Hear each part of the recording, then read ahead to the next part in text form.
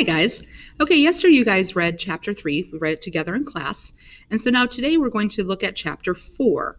So what you're going to do today is we're going to read through chapter 4 in our Edpuzzle. It'll stop and ask you a couple questions along the way as we talk about some plot elements and some other parts of the story.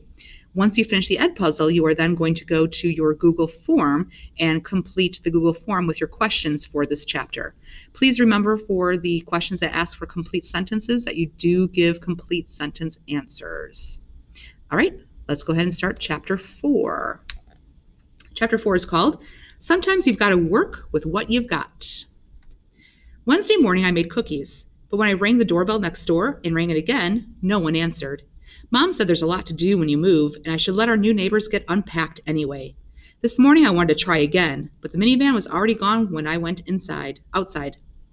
On the drive to the clinic, I try not to let my hopes run loose, but they rush with the water under the bridges. I hope the girl next door loves swimming because we have a pond a few streets away from my house, and now hers. I hope she's not allergic to guinea pigs since I have two. I hope she's a little bit shy and likes to draw and read, and I hope she doesn't think it's babyish to send Morse code messages. At the clinic, Mom says it's still too cold for the park. I draw sailboats bobbing on summer waves while Mom reads aloud a scene where a spell goes wrong for Harry. I catch Mrs. Frost smiling at us, and I think she's listening too. The bell above the clinic door jingles, and Mom looks up from the pages. "Hello, Elizabeth," she says to Jason's mother. "Hi, Jason." Jason doesn't move his head, but his eyes turn to me. Ah! I flinch. I know Jason can't help it, but sometimes the sounds he makes are loud and creepy. Jason wraps his communication book. "My son wants to thank you for the picture you gave him," Mrs. Morehouse says to me. "In fact, he asked me to hang it on his wall." Jason's mouth drops open. I give Jason my "I hate when my mom does that too" eye roll. He smiles and taps his book. Jason is wondering if he could have your name in his book. Mrs. Morehouse watches his hand move card to card. "So he can talk to you. Would you mind, Catherine?" It seems weird to think of my name in some boy's communication book, but I don't know how I could say no. So I say, "Okay." She takes a little card and a pen from her purse. Watching her, I wonder how that'd feel to have to wait for someone to make a word before I could use it, and to have all my words lying out in the open, complete strangers able to walk by and see everything that mattered to me without even knowing my name. Jason grimaces at the card. "Well, you know I can't draw," Mrs. Morehouse says. "Do you want me to put her name without a picture?" I could draw it. Geez, where'd that come from? Just popped out of my mouth without checking with my brain first. "That'd be great." Mrs. Morehouse pulls another blank card from her purse. "If you draw on this, it'll fit in his book." Okay, so back at the clinic, Catherine is seeing Jason again, the young boy that she saw a couple chapters ago. And Jason has what's called a communication book. It's a thing that he has that he's able to point to pictures and point to words to communicate to others what he's trying to say to them because he can't verbally say it out loud. So his mother is talking for him, and as you can tell, Jason doesn't really like the fact that he does that. And so Catherine's kind of giving him a little bit of sympathy. "Yeah, I hate when my mom does that too." So in the end, his mother asks Catherine, "Can he put your name in his book because he would like to have it there so he can communicate with you?" And Catherine's just kind of thinking about this overall and saying, wow, it's really strange to have somebody be able to look at your communication book and see everything that's important to you before they even know anything about you or know who you are. But she's willing to put her name there because she wants to do that for Jason. All right, let's continue on. On my way past Jason's wheelchair, I studied a page of his communication book so my card will match his others. About 2 inches square, each card has a simple black and white line drawing and the word or phrase printed along the top. His book has clear vinyl pages, like an album for trading cards, only with smaller pockets to fit the word cards. Back at my spot on the couch, I ask Mom if I can borrow the little makeup mirror from her purse. I lay the mirror and the card on my sketchbook to give me something firm underneath while I draw. 2 inches wide, 2 inches high, a white block waiting for me to appear inside. But how should I look? Like my school picture with just combed hair and my say cheese smile? Or like I do at home, with ponytail hair and wearing my favorite purple t-shirt? I can't decide, so I do the easy part first and write Catherine at the top in tiny, neat letters. I might not be the world's best artist, but I can draw better than the stick figures and line drawings on Jason's other cards, all perfect circles and ruler straight lines. I choose a peach-colored pencil and study my face in the mirror. I draw the slow curve of my right cheek, sweeping down to my too pointy chin, up my other cheek, over the top of my head, and back to where my line began. I draw how I usually look, Brown ponytail, blue-gray eyes, wearing my purple t-shirt. Not a perfect circle or rule or straight line anywhere. Besides, Jason probably wouldn't recognize the school picture me anyway. But when Mrs. Morehouse tries to slide my card into one of the little clear pockets in Jason's book, it's the tiniest bit too big. I'll take a sliver off the side, she says, heading for the receptionist's desk. Let me get some scissors. Beside me, Jason taps. Excuse me, I call to Mrs. Morehouse's back. He wants something. She doesn't even turn around.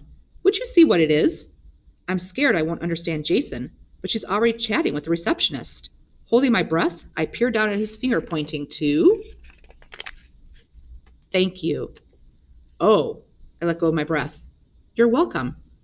Mrs. Morehouse trims my word to fit in his book, and Jason lets out a loud, ah! He says it so loud, Mrs. Frost turns down her hearing aid. Jason slaps. Good job. My name stands out, colorful and detailed among the black and white plainness of his other cards. Sandwich, pizza, soda, drink, eat, more, good, nice. Bad, sad, happy, mad, van, want, go, I'm sorry, no, yes, maybe, I don't know, make, tell, help, wait, baseball, book, music, guitar, piano, like, please, thank you, me too, okay, hi, goodbye, boy, girl, man, woman, picture, word, good job, what, who, why, and many more, all the way to Catherine. I long to pull his cards out and add red to the van, yellow to the happy face, and thick purple jelly between the slices of bread in the sandwich. I want to show Jason I'm sorry for not looking at him the same embarrassed way I hate people not looking at David. But how? If you ever want me to make you more words, I say, just ask. Thank you, Mrs. Morehouse says, adjusting her earring. But there's no need. These cards are part of a speech program we use, and it comes with a whole book of words. I can copy whatever he needs from there. Jason shoots his mother a what look? Yes, more. Picture. Mrs. Morehouse sighs. Are you sure you don't mind, Catherine? Now take a look on these two pages how they use different fonts to show different things. So for the words that Jason has on his picture book, his communication tool, it's all like a darker, more bold kind of a font. And then whenever they are thinking something in their head, so whenever Jason's thinking something, like when he says what and it's in his head, it's written in italics. So notice how they use those different fonts to show you those different things that are happening in the story so that you can get the difference between them as you read. I'm sure. I turn the pages of Jason's communication book, reading through his cards so I don't repeat the words or phrases he already has, which shouldn't be hard since all his words are boring. But to be polite, I ask his mother what words she suggests I make. Something you like would be nice. Then he could talk to you about it. She pulls a stack of blank cards from her purse. Would 7 be too many? 7's fine. Taking the cards, I'm not sure what to do. Go back to the couch? Stay here? Jason turns a page in his communication book, and my insides twist. Well, I glance at my watch. Sorry, Hi, Jason! His speech therapist smiles, striding into the waiting room. Am I interrupting something? I open my mouth to say no, but she's already looking past me. How's his day been going? Jason taps. Good. He's been a bit cranky, Mrs. Morehouse says. I think he stayed up too late last night watching the Red Sox. It went to extra innings. Oh, are you? Points to Jason. Cranky? Gesture plus crabby face. Jason sighs. No. Good, because we're going to have fun today. The therapist turns to Mrs. Morehouse and adds, It's time for evaluations. Why don't you come with us and I'll show you what I have in mind. Jason tilts his head toward me, his hand moving slyly across his book. Stupid speech woman. I cover my mouth with my hand so I won't laugh out loud. Jason makes her sound like a superhero. Speech woman, avenger of adverbs, protector of pronouns, champion of chit-chat. Bye, I mumble through my fingers. Goodbye. He turns his page back to touch. Catherine.